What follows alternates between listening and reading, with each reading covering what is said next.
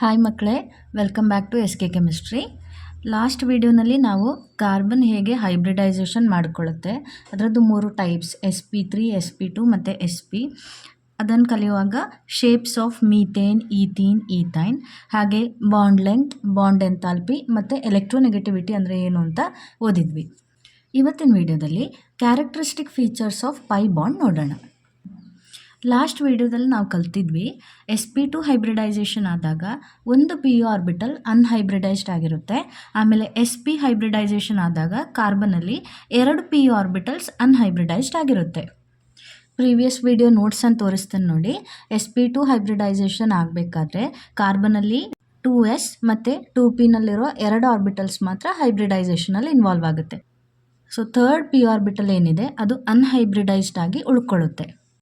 ಅದೇ ಥರ sp hybridisation ಆಗುವಾಗ ಒಂದು s ಆರ್ಬಿಟಲ್ ಮತ್ತು ಒಂದು p ಆರ್ಬಿಟಲ್ ಮಾತ್ರ ಹೈಬ್ರಿಡೈಸೇಷನ್ ಆಗುತ್ತೆ. ಉಳಿದಿರೋ 2 p ಆರ್ಬಿಟಲ್ಸ್ ಹೈಬ್ರಿಡೈಸೇಷನ್ಗೆ ಇನ್ವಾಲ್ವ್ ಆಗೋದಿಲ್ಲ, ಅಂದರೆ ಅನ್ಹೈಬ್ರಿಡೈಸ್ಡ್ ಆಗಿ ಉಳ್ಕೊಳ್ಳುತ್ತೆ. ಆ ಆರ್ಬಿಟಲ್ಗಳು ಏನು ಮಾಡ್ತಾರೆ ಅಂತ ಹೇಳಿದರೆ ದೇ ಫಾರ್ಮ್ ಪೈ ಬಾಂಡ್ಸ್. ಅವುಗಳು ಪೈ ಬಾಂಡ್ಸನ್ನು ಫಾರ್ಮ್ ಮಾಡುತ್ತೆ. ಫಸ್ಟ್ ನಾವು ಸಿಗ್ಮಾ ಬಾಂಡ್ ಅಂದರೆ ಏನು ಅಂತ ನೋಡೋಣ. 2 ಆರ್ಬಿಟಲ್ಗಳು ಹೆಡ್ ಆನ್ ಓವರ್ಲ್ಯಾಪಿಂಗ್ ಆದಾಗ ಸಿಗ್ಮಾ ಬಾಂಡ್ ಸಿಗುತ್ತೆ. ಅಂದರೆ ಈ ಥರ 2 ಆರ್ಬಿಟಲ್ಸ್ ಇದೆ ಅಂತ ಅಂದ್ಕೊಳ್ಳಿ. ಅವುಗಳ ಆ್ಯಕ್ಸಿಸ್ನಲ್ಲಿ ಅಥವಾ ಈ ಥರ ಓವರ್ಲ್ಯಾಪ್ ಆದರೆ ಇದನ್ನು ನಾವು ಹೆಡ್ ಆನ್ ಓವರ್ಲ್ಯಾಪಿಂಗ್ ಅಂತ ಕರಿತೇವೆ. ಎಕ್ಸಾಂಪಲ್ ನೋಡೋದಾದರೆ carbon carbon single bond, carbon hydrogen single bond, ಇದೆಲ್ಲನೂ ಸಿಗ್ಮಾ ಬಾಂಡ್ ಆಗಿರುತ್ತೆ. ಇಲ್ಲಿ ನೋಡಿ, all the single bonds have 1 sigma bond. ಓಕೆನಾ? ಈಗ ಪೈ ಬಾಂಡ್ ಅಂದರೆ ಏನು ಅಂತ ನೋಡೋಣ. 2 ಪ್ಯಾರಲಲ್ ಆಗಿರೋ p ಆರ್ಬಿಟಲ್ಗಳು ಸೈಡ್ ವೈಸ್ ಓವರ್ಲ್ಯಾಪಿಂಗ್ ಆದಾಗ ಪೈ ಬಾಂಡನ್ನು ಪ್ರೊಡ್ಯೂಸ್ ಮಾಡುತ್ತೆ. ಈ ಥರ ನೋಡಿ, ಇದೊಂದು p ಆರ್ಬಿಟಲ್ ಇದೆ, ಇಲ್ಲಿ ಇನ್ನೊಂದು p ಆರ್ಬಿಟಲ್ ಇದೆ. ಇವುಗಳು ಸೈಡಿಂದ ಓವರ್ಲ್ಯಾಪ್ ಆಗಿದೆ, ಕರೆಕ್ಟಾ? ಇಲ್ಲಿ ಮತ್ತು ಇಲ್ಲಿ.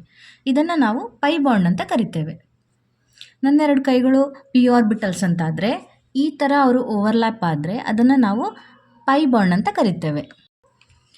This overlap happens above and below the bond Axis. ಈಗ ಇದನ್ನು ನಾವು ಬಾಂಡ್ ಆಕ್ಸಿಸ್ ಅಂತ ಕರೆದ್ರೆ ಅದರ ಮೇಲ್ಗಡೆ ಮತ್ತು ಕೆಳಗಡೆ ಓವರ್ಲ್ಯಾಪಿಂಗ್ ಆಗುತ್ತೆ. Electron cloud in pi bond. ನಾನು ಈಗಾಗಲೇ ಹೇಳಿದಾಗೆ the electrons of pi bond are not found in the line connecting carbon atoms. ಈಗ ಇಲ್ಲಿ 2 ಕಾರ್ಬನ್ ಆಟಮ್ಸ್ ಇದ್ದರೆ ಇದು ಲೈನ್ ಕನೆಕ್ಟಿಂಗ್ ಕಾರ್ಬನ್ ಆಟಮ್ಸ್ ಅಲ್ವಾ, ಇದನ್ನು ಬಾಂಡ್ ಆಕ್ಸಿಸ್ ಅಂತ ಕರಿತೇವೆ. ಈ 2 ಕಾರ್ಬನ್ಗಳ ಮಧ್ಯೆ ಪೈ ಬಾಂಡ್ ಫಾರ್ಮ್ ಆಗಿದೆ ಅಂತ ಹೇಳಿ ಆದರೆ ಆ ಪೈ ಬಾಂಡಲ್ಲಿರೋ ಎಲೆಕ್ಟ್ರಾನ್ಸ್ ಏನಿದೆ, 2 ಎಲೆಕ್ಟ್ರಾನ್ಸ್ ಇರುತ್ತಲ್ವ, ಅದು ಈ ಬಾಂಡ್ ಆಕ್ಸಿಸಲ್ಲಿ ಇರಲ್ಲ. ಎಲ್ಲಿರುತ್ತೆ ಹೇಳಿ? The electrons of pi bond are found above and below the bond axis. Already ನಾನು ಹೇಳಿದ್ದೇನೆ, ಇದ್ರ ಮೇಲ್ಗಡೆ ಮತ್ತು ಕೆಳಗಡೆ ಎಲೆಕ್ಟ್ರಾನ್ಸ್ ಇರುತ್ತೆ. ಪೈ ಬಾಂಡ್ ಇದ್ದ ಎಲೆಕ್ಟ್ರಾನ್ಸನ್ನು ನಾವು ಪೈ ಎಲೆಕ್ಟ್ರಾನ್ ಕ್ಲೌಡ್ ಅಂತ ಕರಿತೇವೆ. ಸೊ ಈ ಎಲೆಕ್ಟ್ರಾನ್ ಕ್ಲೌಡ್ 2 ಪಾರ್ಟ್ಸ್ ಆಗಿ ಕಾಣಿಸುತ್ತೆ, ಮೇಲ್ಗಡೆ ಮತ್ತು ಕೆಳಗಡೆ. ಮಕ್ಕಳೇ, ನಿಮಗೆ ಗೊತ್ತಿರೋ ಹಾಗೆ ಸಿಂಗಲ್ ಬಾಂಡ್ ಯಾವತ್ತೂ ಸಿಗ್ಮಾ ಬಾಂಡೇ ಆಗಿರುತ್ತೆ. ಮಲ್ಟಿಪಲ್ ಬಾಂಡ್ಸ್ ಅಂದರೆ ಡಬಲ್ ಮತ್ತು ಟ್ರಿಪಲ್ ಬಾಂಡನ್ನು ತಗೊಂಡ್ರೆ ಅಲ್ಲಿ ಪೈ ಬಾಂಡ್ಸ್ ಇರುತ್ತೆ. ಓಕೆ, ಈಗ ಈಥೀನ್ ಸ್ಟ್ರಕ್ಚರ್ ನೋಡಿದರೆ C2H4 ಅಂದರೆ CH2 ಡಬಲ್ ಬಾಂಡ್ CH2 ಅಂತ. ಇದರಲ್ಲಿ ಒಂದು ಸಿಗ್ಮಾ ಬಾಂಡ್ ಇರುತ್ತೆ. ಫಸ್ಟ್ ಒಂದು carbon carbon sigma bond formation ಆಗುತ್ತೆ, ಮತ್ತು ಒಂದು ಪೈ ಬಾಂಡ್ ಇರುತ್ತೆ ಕಾರ್ಬನ್ ಕಾರ್ಬನ್ ಮಧ್ಯೆ. ಸೊ ಒಂದು ಡಬಲ್ ಬಾಂಡ್ ಅಂತ ಹೇಳಿದರೆ ಒಂದು ಸಿಗ್ಮಾ ಬಾಂಡ್ ಮತ್ತು ಒಂದು ಪೈ ಬಾಂಡ್. ಇದು ತುಂಬ ಇಂಪಾರ್ಟೆಂಟ್, ನೆನ್ಪಿಟ್ಕೊಳ್ಳಿ. ಈಗ ನೀವು ಟ್ರಿಪಲ್ ಬಾಂಡ್ ತಗೊಂಡ್ರೆ, for example ethyne CH triple bond CH ಅಥವಾ C2H2, ಇದರಲ್ಲಿ ಒಂದು ಸಿಗ್ಮಾ ಬಾಂಡ್ ಇರುತ್ತೆ ಮತ್ತು 2 ಪೈ ಬಾಂಡ್ ಇರುತ್ತೆ. ಸೊ ಟ್ರಿಪಲ್ ಬಾಂಡ್ ಅಂತ ಹೇಳಿದರೆ ಒಂದು ಸಿಗ್ಮಾ ಬಾಂಡ್ ಮತ್ತು 2 ಪೈ ಬಾಂಡ್. ಈಗ ನಾವು ಬಾಂಡ್ ರೊಟೇಷನ್ ಬಗ್ಗೆ ಕಲಿಯೋಣ. ಈಗ ಒಂದು ಈ ಥರ ಕಾರ್ಬನ್ ಕಾರ್ಬನ್ ಸಿಂಗಲ್ ಬಾಂಡ್ ಇದೆ ಅಂತ ಅಂದ್ಕೊಳ್ಳಿ. ಸಿಂಗಲ್ ಬಾಂಡ್ ಇದ್ದಾಗ ಈ 2 ಕಾರ್ಬನ್ ಆಟಮ್ಗಳಿಗೂ ಈಸಿಲಿ ಈ ಥರ ರೊಟೇಟ್ ಆಗೋಕ್ಕಾಗುತ್ತೆ. ಓಕೆನಾ? ಈ ಥರ ರೊಟೇಟ್ ಆದಾಗ ಅವುಗಳ ಮಧ್ಯೆ ಇರೋ ಸಿಗ್ಮಾ ಬಾಂಡಿಗೆ ಏನೂ ಪ್ರಾಬ್ಲಮ್ ಆಗಲ್ಲ. ಯಾಕಂತ ಹೇಳಿದರೆ ಅದು ಹೆಡ್ ಆನ್ ಓವರ್ಲ್ಯಾಪಿಂಗ್ ಆಗಿರುತ್ತೆ, ಅಲಾಂಗ್ ದ ಆಕ್ಸಿಸ್ ಓವರ್ಲ್ಯಾಪಿಂಗ್ ಆಗಿರುತ್ತೆ. This rotation will not disturb the overlap.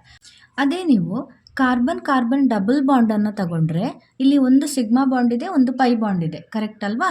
ಈ ಪೈ ಬಾಂಡ್ ಹೇಗೆ ಫಾರ್ಮ್ ಆಗಿರುತ್ತೆ?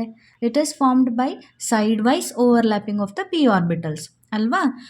ಇದರಲ್ಲಿ ಒಂದು ಕಾರ್ಬನ್ ರೊಟೇಷನ್ ಆಯಿತು ಅಂತ ಹೇಳಿದರೆ ಆ 2 ಪಿ ಆರ್ಬಿಟಲ್ಸ್ ಏನಿದೆ ಅವುಗಳಿಗೆ ಪ್ಯಾರಲಲ್ ಆಗಿರೋದಕ್ಕೆ ಸಾಧ್ಯ ಇಲ್ಲ. ಅವರು ಪ್ಯಾರಲಲ್ ಆಗಿಲ್ಲ ಅಂತ ಹೇಳಿದರೆ ಓವರ್ಲ್ಯಾಪಿಂಗ್ ಕೂಡ ಬ್ರೇಕ್ ಆಗುತ್ತೆ, ಕರೆಕ್ಟ್ ಅಲ್ವಾ? ಆಗ ಪೈ ಬಾಂಡ್ ಕೂಡ ಬ್ರೇಕ್ ಆಗುತ್ತೆ. ಆದರೆ ಈ ಪೈ ಬಾಂಡ್ ಬ್ರೇಕ್ ಆಗಬೇಕು ಅಂತ ಹೇಳಿದರೆ ಅದಕ್ಕೆ ತುಂಬ ಎನರ್ಜಿ ಬೇಕು.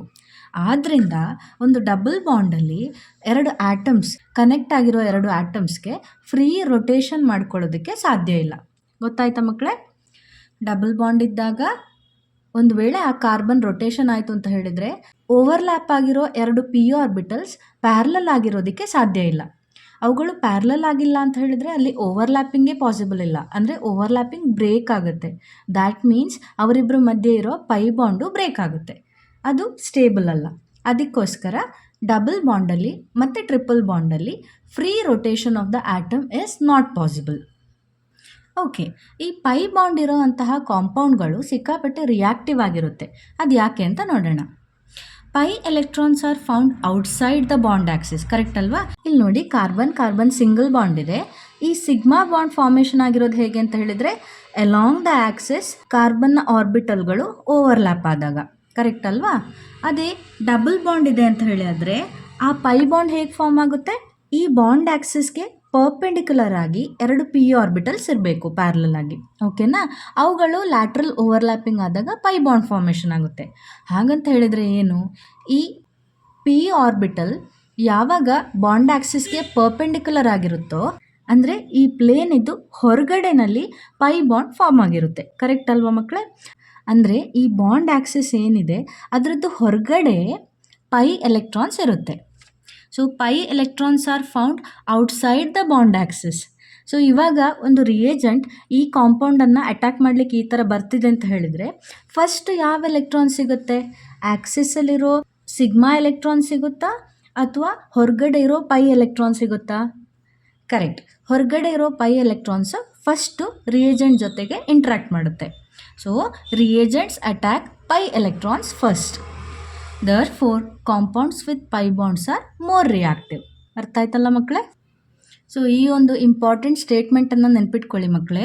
The electron cloud of pi bond is above and below the plane of the bonding atoms. ಇದಿವಾಗ plane of the bonding atoms ಆಗಿದ್ದರೆ ಇದ್ರದ್ದು ಮೇಲ್ಗಡೆ ಮತ್ತು ಕೆಳಗಡೆನಲ್ಲಿ ಪೈ ಎಲೆಕ್ಟ್ರಾನ್ ಕ್ಲೌಡ್ ಇರುತ್ತೆ. ಪೈ ಎಲೆಕ್ಟ್ರಾನ್ ಕ್ಲೌಡ್ ಅಂದರೆ ಏನು? ಪೈ ಬಾಂಡಲ್ಲಿರುವಂತಹ ಎಲೆಕ್ಟ್ರಾನ್ಸ್. ಓಕೆ ಮಕ್ಕಳೇ, ಈಗ ಕ್ವಿಕ್ಕಾಗಿ ಸಿಗ್ಮಾ ಬಾಂಡ್ ಮತ್ತು ಪೈ ಬಾಂಡ್ ಮಧ್ಯೆ ಡಿಫ್ರೆನ್ಸಸ್ ನೋಡೋಣ. ಸಿಗ್ಮಾ ಬಾಂಡ್ ಹೇಗೆ ಫಾರ್ಮ್ ಆಗುತ್ತೆ?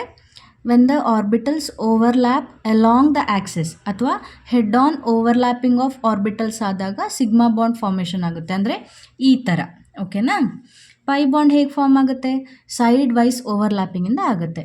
ಆರ್ಬಿಟಲ್ಸ್ ಈ ಥರ ಅಡ್ಡ ಓವರ್ಲ್ಯಾಪ್ ಆದಾಗ ಪೈ ಬಾಂಡ್ ಫಾರ್ಮ್ ಆಗುತ್ತೆ. ಈ ಸಿಗ್ಮಾ ಬಾಂಡ್ ಒಳ್ಳೆ ಸ್ಟ್ರಾಂಗ್ ಬಾಂಡ್ ಆಗಿರುತ್ತೆ.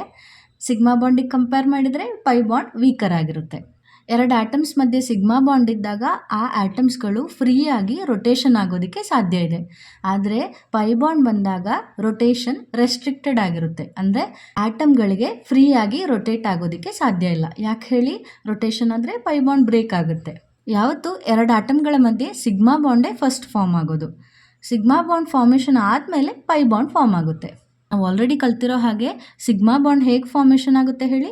ಅಲಾಂಗ್ ದ ಆಕ್ಸಿಸ್, ಅಂದರೆ ಇದು ಈಗ ಕಾರ್ಬನ್ ಬಾಂಡ್ ಆಕ್ಸಿಸ್ ಅಂತ ಹೇಳಿದರೆ orbitals along the axis overlap ಆದಾಗ ಸಿಗ್ಮಾ ಬಾಂಡ್ ಫಾರ್ಮೇಷನ್ ಆಗುತ್ತೆ. ಹಾಗಂತ ಹೇಳಿದರೆ ಸಿಗ್ಮಾ ಬಾಂಡಲ್ಲಿರುವಂತಹ ಎಲೆಕ್ಟ್ರಾನ್, ಅಂದರೆ electron cloud of sigma bond ಆಕ್ಸಿಸಲ್ಲೇ ಇರುತ್ತೆ. ಅದೇ ಪೈ ಬಾಂಡ್ ಫಾರ್ಮೇಷನ್ ಆಗಬೇಕು ಅಂತ ಹೇಳಿದರೆ ಆ ಪಿ ಆರ್ಬಿಟಲ್ಸ್ ಬಾಂಡ್ ಆಕ್ಸಿಸ್ಗೆ ಪರ್ಪೆಂಡಿಕ್ಯುಲರ್ ಆಗಿರುತ್ತೆ. So electron cloud of pi bond is found above and below the bond axis. ಅರ್ಥ ಆಯ್ತಲ್ಲ ಮಕ್ಕಳೇ? ಇದು ತುಂಬ ಇಂಪಾರ್ಟೆಂಟ್ ಆಗಿರುವಂಥ ಒಂದು ಕಾನ್ಸೆಪ್ಟ್.